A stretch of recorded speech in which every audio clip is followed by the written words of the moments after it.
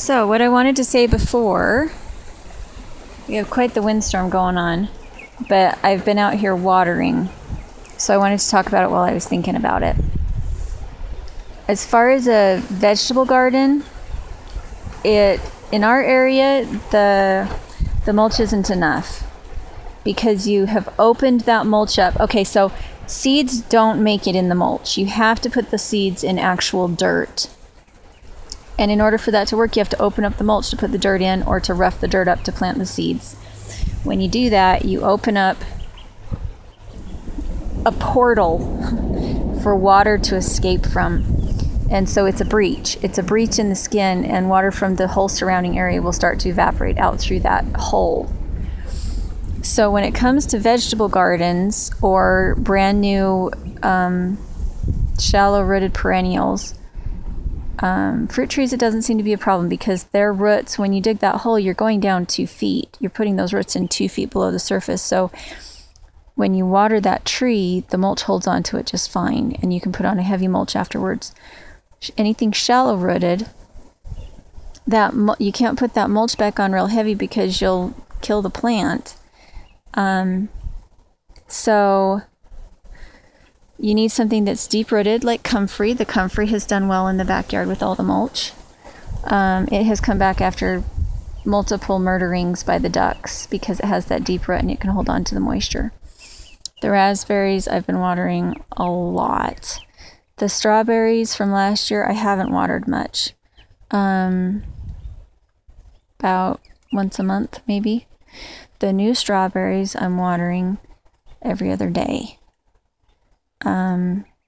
So that seems to kind of be the problem with the mulch, is that in an arid area, if we had rain once a week, yeah, the mulch I'd never have to water. But, so what I did is I went and got the sprinkler that I used in our last house that does a rectangular pattern so that it covers the whole garden, that is just the vegetable garden that I have shallow vegetables planted in.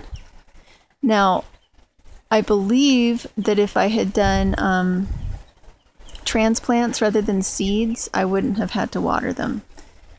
But I have a lot of things that are annuals or self-seeding annuals or perennials that start from seed that need the cold, hot in order to scarify. And so I am watering that one section. Inside the gate, I'm watering that one section, and I'm watering anything that is new. I believe I just saw a kitten. I just had a kitten kamikaze off the deck. Kitty, are you okay? Probably going to have to cover my kiwis better, or my kitties are going to use it as a bathroom too. Anyway, you see how well those willows did? They just grabbed onto that moisture under the mulch and just took off. But everything up by the top layer of straw will always dry out. It will just be bone dry. But everything underneath the first 2 inches of mulch is still wet. I can go to any section out here in the backyard that I haven't watered, and I can open it up and you'll have wet soil. So I'm a little disappointed that it hasn't worked differently.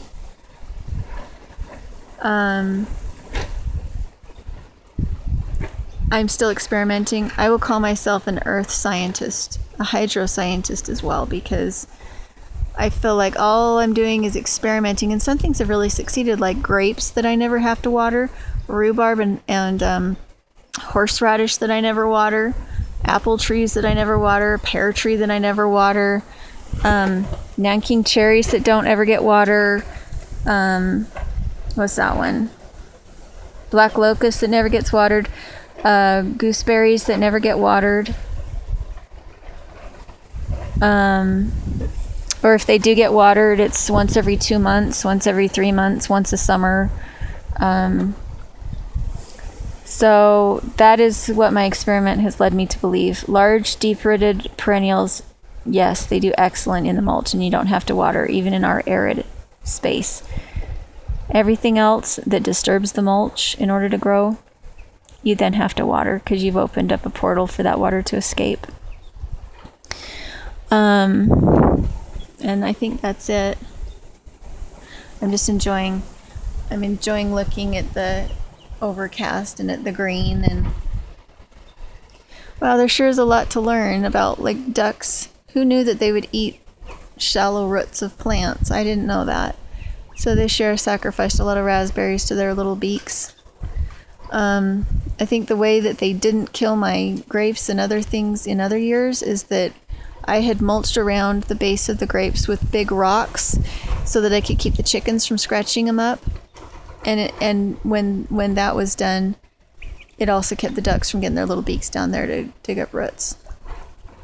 So much to learn.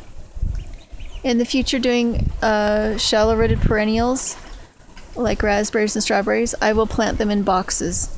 I'll put them in potting soil in boxes. I will fertilize them with rabbit manure, and then I will bury them in the mulch so that I'm not opening up a portal for that water to escape. And that's how I've been the most successful with my shallow-rooted perennials, has been to put them in boxes, bury them in the mulch and in the dirt, and then they haven't needed to be watered frequently.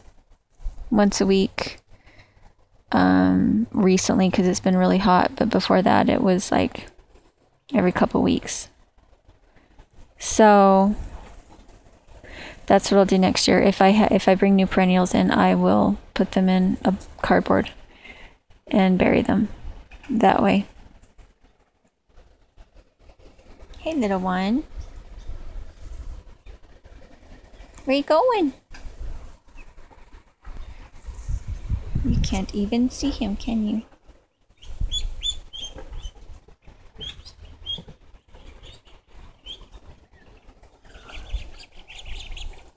What are you doing, Mama Kitty?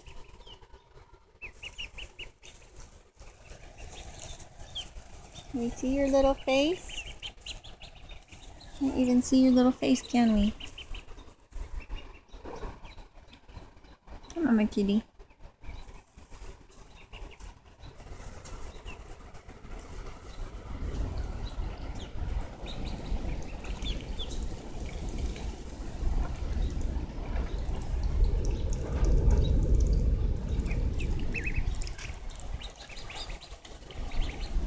Well, I'm going to go in and shower and go to bed.